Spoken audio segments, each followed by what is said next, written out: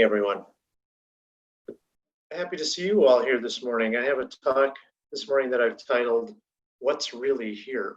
And I want to talk about that title because it can be read in a number of ways.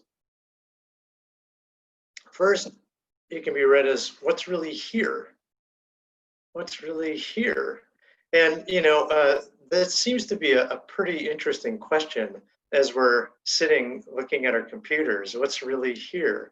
If I were to ask this, if we were all sitting at Dharma Field, that would have a very different inflection to it than it does that I'm asking right now. I know here seems to me to be, I'm in my office, and I don't know where you're sitting, but so I'm in Richfield, Minnesota, and I'm basically looking at a wall. I'm looking at a computer in front of a wall.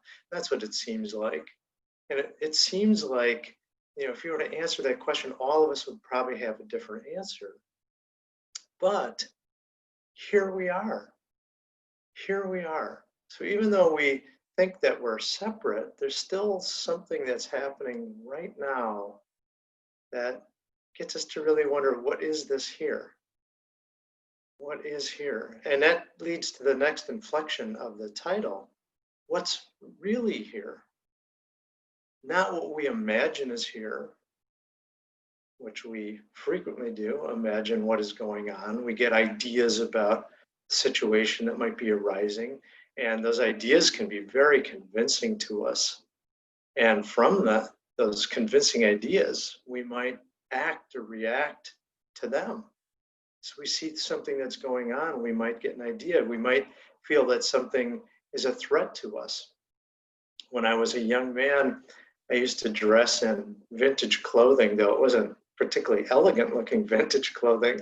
And, my hair can get pretty big, it gets pretty frizzy and poofy. And then I had a beard, unlike the kind, like nowadays you see beards, you see strange beards, and it's just sort of the order of the day. But this would have been back in 1987, 1988. People didn't wear weird beards. And I would cross streets, I have a fedora on and like a long coat, and I have this kind of hipster beard that was like hipster from 1959 or something like that. And I'd see people as I was crossing the street, and they'd kind of reach over behind them and surreptitiously lock their car doors. So we can get ideas about what it is that's going on. So what's really here? Again, not what we imagine then, not even what we can conceive. I think of that great line that Hamlet has when he's talking to his friend Horatio, and he says, there are more things in heaven and earth, Horatio, than are dreamt of in your philosophy. And we can get a sense of that, what's really here, as a question when the world, the way that we put the world together, doesn't seem to be making sense. And we could ask ourselves, what's really here? But what's really here? Sometimes that question arises for us just as we're living our everyday life. And then that leads to the last inflection. What's really here? And for those of you who have been participating in the Busho study group, or were in the class that Steve taught before, that was kind of an introduction, that what is really here? What's really here? That's really starts to point at what these other questions are asking. What's really here? What's really here? What's really here? Our usual way of going through the world is that we have a pretty clear idea of what's really here. At least we think we do. And we have this sense of, this is what's going on. We have a sense that I'm sitting in this room. That's what's really here. I'm listening to this talk. That's what's really here. A car just went by and I perceived that. That's what's really here. And again, it can be more than that. It can be this sense of an idea of what we have about what's going on in the world, what other people are thinking about, and what it is they're doing and why they're doing what they're doing. And we get caught up in the drama of our lives. That can get pretty exciting. The drama can show up in that we just have an idea about the way that it's supposed to be showing up and it doesn't show up that way. You're out on a bike ride, and your weather app told you that there was only a 10% chance of rain, and it's pouring on you right now. The drama, oh, the drama. It's not supposed to be raining right now. Of course, if that sounds like something that I may have experienced, and perhaps we've experienced something like that, but the drama of life not really going the way that we want it to, or people not behaving the way that we want them to. And perhaps in the middle of that, we start to ask ourselves, what's happening? What is this? And we try to figure out what's going on. And if you think about those questions, like what's happening? I mean, I don't know if you've asked that. We're in the middle of something that seems, for lack of a better word, surreal. That level of reality that these artists in the first couple decades of the 20th century were trying to wake us up to. A reality that they thought was, I don't know how to put it, say larger, more inclusive, more alive than the reality we usually conceive that we're living in. In those surreal moments, we go, what is going on? And if you translate that, it often really comes down to, why is this happening? Why is this happening? Why is this happening? And even more specifically, why is this happening to me? Why is this happening to me? And in asking that what's happening, that what is this, that's really a version of why is this happening? Because that's what we often frequently are trying to understand is why. Things shows up, and it could be why in a positive way. When I was a kid, I mean, I'm talking like a really little kid, and I used to hear stories about children. I don't know if it was just sort of like your grandma making you eat your food and saying, there are kids starving in India, so finish your meal. And then I would think about that, and I'd think, why do I get to have food? I mean, it wasn't complaining. It was just sort of thinking like, how come they're starving? Why is that? And you say, why did I luck out and get this? Why did this person come into my life? And we ask these questions why. We want to figure these things out. Well, we overlook the question that's really at the heart of it. What's really here? In all those inflections, what's really here? What's really here? What's really here? And this kind of came up recently in the discussion group, actually, that we have on Thursday mornings. Somebody had mentioned a sort of a funny little moment from the Hitchhiker's Guide to the Galaxy. I don't know if you know that. It was a radio series and a television show and then a novel, and a very funny book. If you haven't read it and you can bear with science fiction that has kind of a Monty Python sense of humor to it, I recommend it. But this came up, and what came up was the answer to the ultimate question of life, the universe, and everything. If people are trying to figure out what is the ultimate answer to the question of life, the universe, and everything, and they programmed the computer to solve this, and it took the computer generations, just went on for centuries and centuries, millennia before the computer finally came up with an answer. The answer to the ultimate question of life, the universe, and everything is 42. And then, you know, if you were like 42, what does this mean? And the computer, whose name, by the way, was Deep Thought, he points out that, well, the answer might seem meaningless because the beings who had instructed the computer to come up with this answer never really knew what the question was. And that is, to me, a great teaching. That's why is this happening? Why is this happening to me? What's the meaning of life?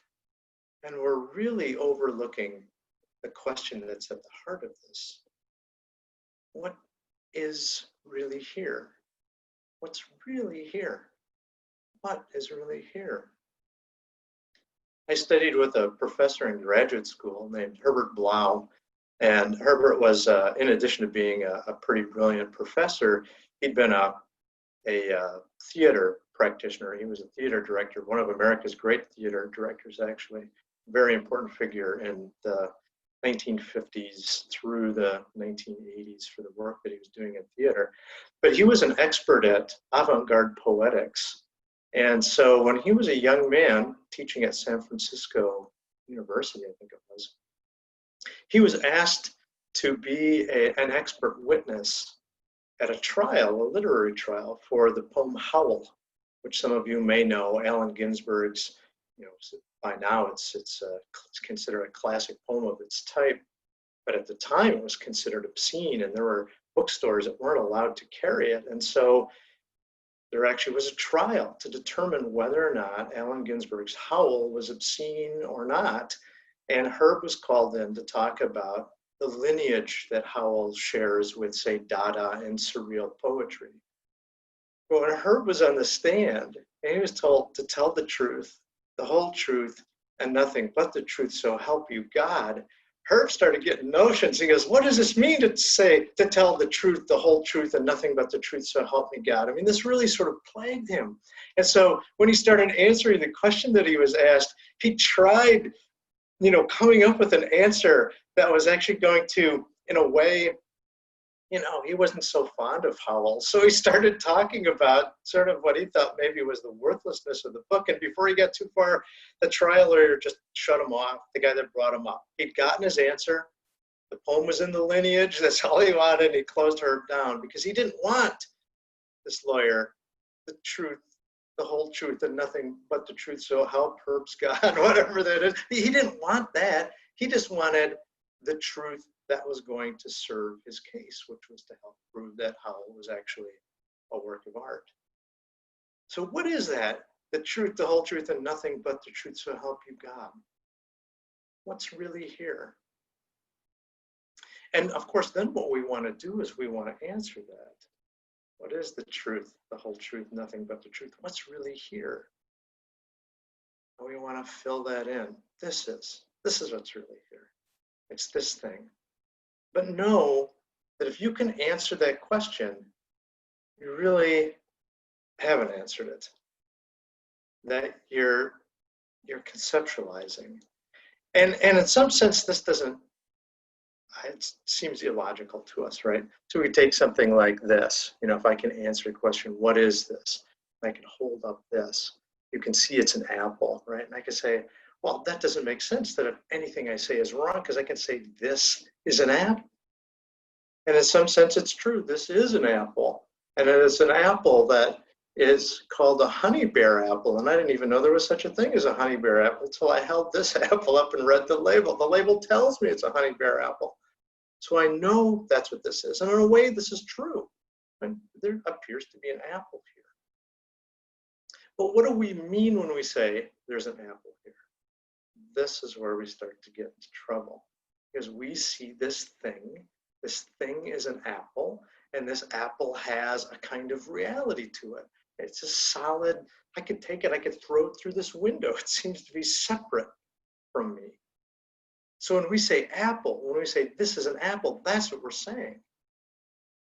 This is where we start to get tripped up, because what we're not realizing is that conditions are such that this apple can show up. In other words, we look at this as some separate thing that's here. We don't even question when we talk about that, what it is we're doing. And we're separating this apple from the rest of reality. Just in that simple thing, yeah, there's an apple here. We just automatically separate it from the rest of reality and give it this kind of heft, give it this reality. And again, what's really showing up are conditions are such that that apple shows up. It's the pratitya samutpada, conditioned arising or dependent arising, which Mary spoke so eloquently of in her interdependence class. And pratitya samutpada, conditioned arising, helps us to see the world not as it is, the way we think of it as, this is an apple, but the way that it has come to be. Conditions are such that apple is showing up. Apple is a conceptualization of reality. Now, we have a tendency, at least I know I did, especially when I first encountered these teachings, to think of conceptualization as intellectualization. But we don't have to intellectualize and go, this, so are they doing the scarecrow from the Wizard of Oz? This is an apple. We don't have to do that. We just conceptualize. This is how we conceive what this appearance is. And we don't just conceptualize intellectually then. And it's how we navigate this world. It can be a feeling we have that's showing up. And again, those feelings, really, the way that we normally experience them, there's just experience. And then we can put the label of that feeling on there. And if we're not paying attention, then that feeling gives us a sense of how it is we're to respond to the situation. If I feel like this is a scary situation, that young man walking down the street, scary, you just quietly reach behind you and you lock your car door. And it's just a feeling you have. You may not even be adding all that up, that the reason you're doing that is right now there's a feeling arising in you that you might call fear. And so out of that fear, you are trying to protect yourself. But we do notice the fact that we interpret the world through our feelings sometimes. I'd say sometimes when our feelings seem a little out of sync with what's showing up. And there's a really wonderful poem that I love by Basho, a great haiku writer, among other types of poetry.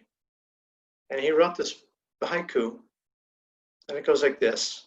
In Kyoto, hearing the cuckoo, I long for Kyoto. So in Kyoto, hearing the cuckoo, I long for Kyoto. And I just love that poem, because here you have Basho, at least the narrator of this poem, who's in Kyoto, but longs for Kyoto. He hears the song of the cuckoo, which in Japanese, the name is Hototogisu. Hototogisu. And Hototogisu is really an onomatopoeia. I wanted to just play to you the song of the Hototogisu. So I think I have, I'm just going to show you a little video here.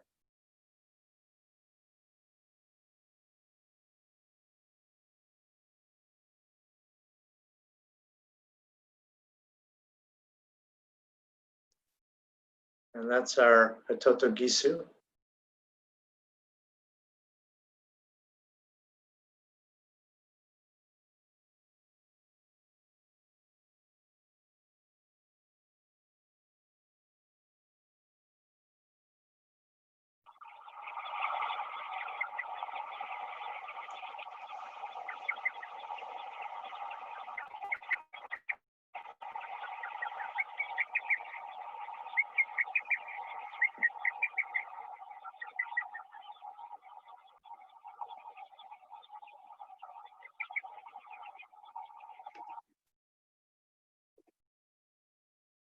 So that would be fun just to share that with you.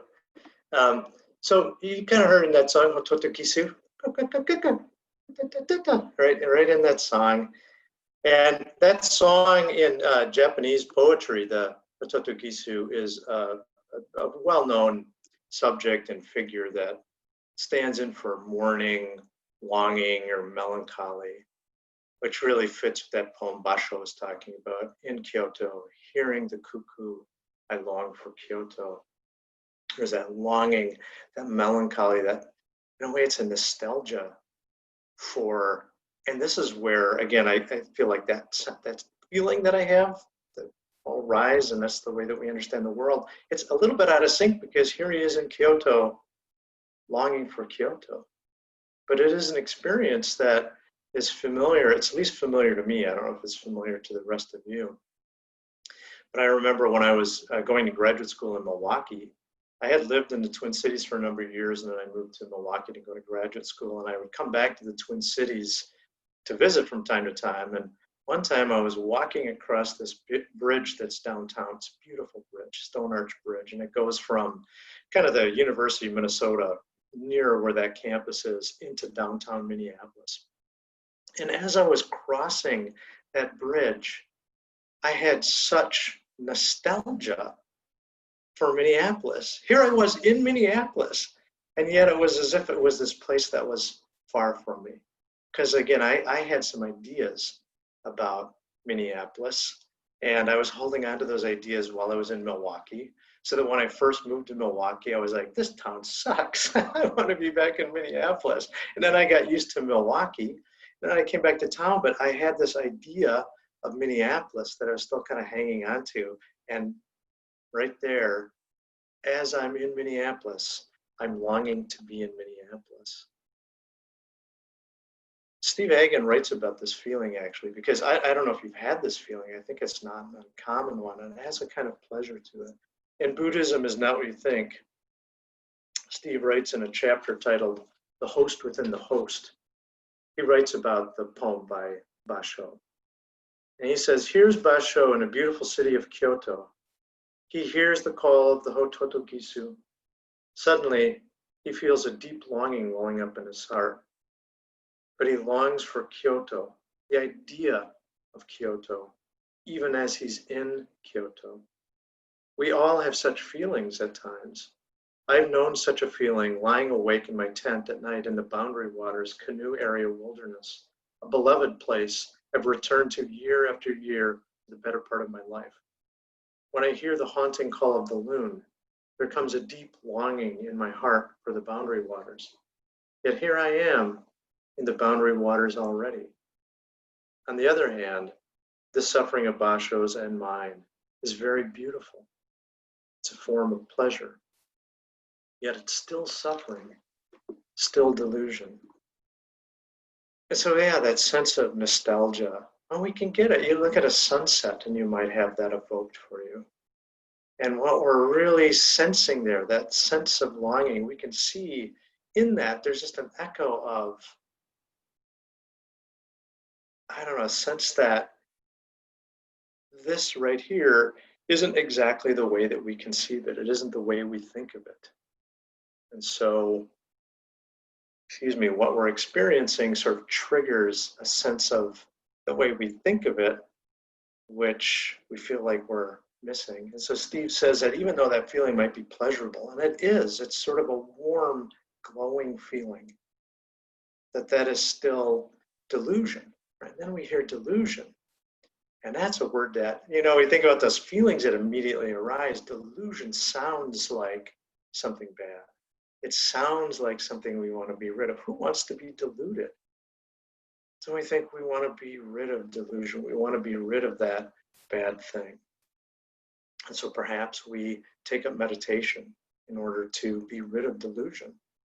Perhaps we don't even think of it in that term. We just think of taking up meditation because we want to be in the zone, right? Maybe we've heard that meditation is about really sort of living life fully, so there's nothing left over. You get into that zone and, life is this vibrant thing. Or perhaps we take up meditation for peace, or even just for acceptance of what is, because we've heard, through teachings that this practice is to help us to see the peace that is here, that it is about not pushing things away, but it is accepting what is. So we take up meditation to bring this about. We really want these things to occur. Meanwhile, we hear this teaching also that we already have enlightenment, that we're already Buddha, that we're already awake, that this peace is already here.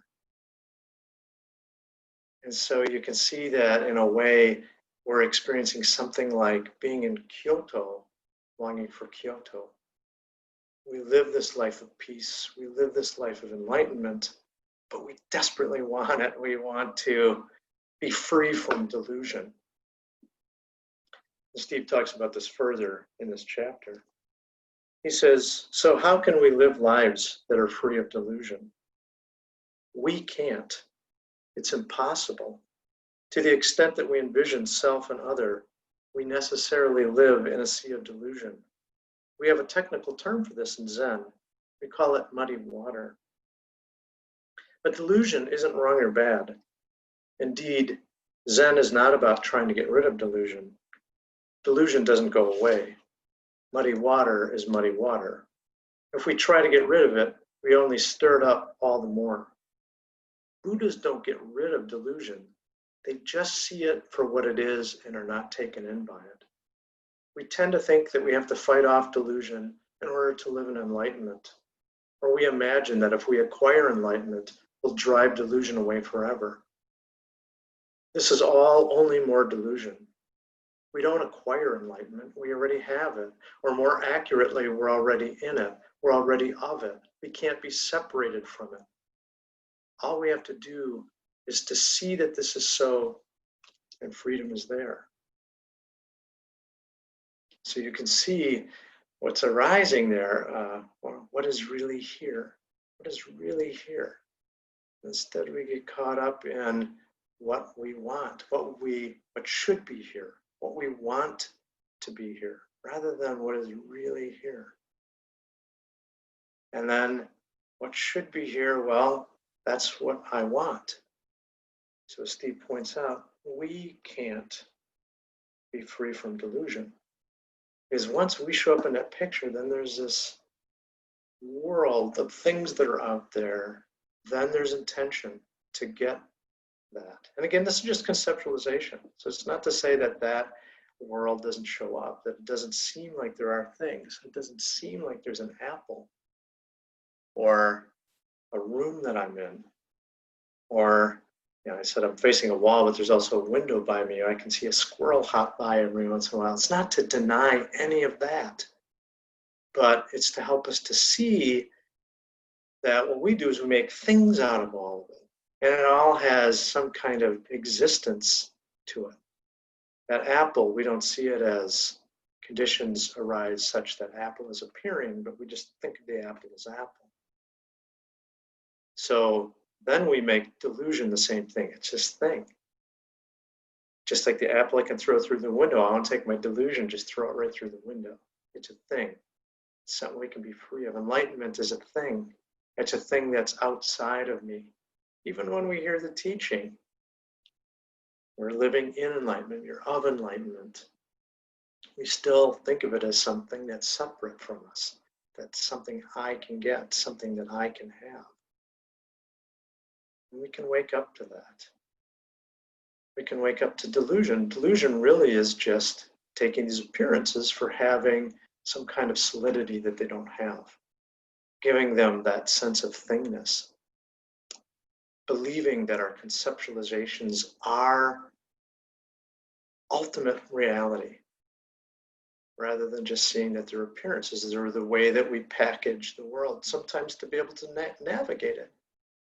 So that apple, I see it as apple. There's nothing wrong to conceptualize apple, to eat that apple, which I may do after my talk.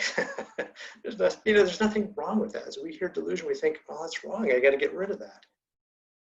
Delusion is just when we buy into the appearances and think that they have substance, that they have thingness. And we can do that at any moment because, again, our conceptualization, they just show up. And so every moment is an opportunity to see when we're grabbing hold of our conceptualizations, when we make of them something that we're not. In a couple of weeks, we're going to be doing a Precepts Recitation. And if you're interested in participating, by the way, that's going to be August 24th. It's a Monday evening at 7:45. If you're interested in participating, please contact the office about that. In the Precept Recitation, we recite the 10 great precepts. And the 10th precept, the last one that we recite, is a follower of the way does not abuse the three treasures. I'm just going to read to you the teaching that goes along with that. Self-nature is clear and obvious within the one Dharma. Not holding a dualistic view of ordinary and enlightened is called the precept of not abusing the three treasures. The precept, again, is a follower of the way does not abuse the three treasures. The three treasures are Dharma, Sangha, Buddha. Buddha, truth. Buddha, enlightenment. Dharma, again, truth, but what we also call phenomenon. Dharma has many definitions to it. Sangha, the community of people who take up this practice. But to abuse the three treasures is to make a distinction between ordinary and enlightened. And that's what we do when we make a thing of delusion. It's what we do when we make a thing of enlightenment. As we separate these, we don't see that. We wake up right here in this world of delusion. We wake up to our delusion. We wake up to the answer 42 and realize that the reason we come up with that answer is that we don't really know what the question is. We wake up to realizing that we say, why is this happening? Or why is this happening to me? We're really asking what's really here. And that then when we ask ourselves what's really here, and we start to tell you what's really here, or the way that it should be done, we can see that we're doing that. Because what's really here is what's really here. That's how we can engage this world in all of its life. Just to see it as what? Every moment, what? What is this? Easier said than done, because we move through our daily lives. I've just been reading, I read an article the other day, this also came up in the study group. We were talking about boredom, because it was in a particular passage we were looking at in the Zen teaching of Homeless Kodo. We were talking about boredom, and no sooner had I done that, after we had our discussion, I was just checking to see if I got any emails and checked Facebook, and there a friend had posted an article about how people are engaging in risky behavior right now regarding COVID because they're bored. That sense of boredom. Things aren't, that sense of should be different, should be better. I'm bored. I need to do something to keep me engaged. We can wake up to that feeling right there. We can see in that feeling of needing to do something, we can see that we want the world to be some other way than it is. We can see that. We can see that desire. We can see that want. We can wake up to that delusion. You don't have to have some kind of, I don't know what vision people have, but sometimes, you'll read a passage. Dogen's got something in Bendoa, a description of practice realization, of sitting, meditation and realizing, actualizing reality. And the way that he writes it, it sounds like some kind of cosmic trip almost. And so then you might get a sense that something really wild is going to happen. But really all that happens is you're going to wake up to how you normally package the world, how you buy into that. We have another chant that we recite in our sesshins when we usually have sesshin. We haven't had a sesshin for a few months and probably won't be having one for a few more months. Right now, our practice of sesshin looks like that. We could hold on to sesshin practice and say, panic because we're not sitting sesshin, or for some people perhaps sigh in relief that we're not sitting sesshin, depending on how you face sesshin. But right now, sitting sesshin at Dharma Field looks like this, which is, it's just taking our daily life up. And perhaps our daily life feels like a sesshin. It's driving us crazy. It's boring, whatever it is, like sesshin can be at times. But in sesshin, we chant this phrase. I think it's a lovely phrase because it really points to what I'm talking about. In this world of emptiness, may we exist in muddy water with purity like a lotus. Nothing surpasses the boundless mind. Thus we bow to Buddha in this world of emptiness. And emptiness, people have talked about this. It's one of those words that people have ideas about again. And it might be not such great ideas. We might think of the world of emptiness as a world that lacks all meaning, that is the void. Sometimes emptiness is even translated as the void. So we might think of it as this abyss, this horrible thing, but emptiness is just this. As what's showing up right now couldn't show up without emptiness. And I say that, it makes it sound like emptiness is something, but emptiness is really just the nature of reality. It's empty of substance, and because of that, because we don't have separate things, I can feel this apple. I can feel it. It's very intimate. The way reality shows up to us is much more intimate than the way we think of it. When you look at something, you think, oh, it's far away, but where actually is the seeing of that taking place. It's very intimate because no separation there. It's just that direct experience that's showing up. That's this world of emptiness. No separation, no solid things that are separate from one another, but all coming together. That's this world of emptiness. In this world of emptiness, may we exist in muddy water. And muddy water is that world that's our conceptual world.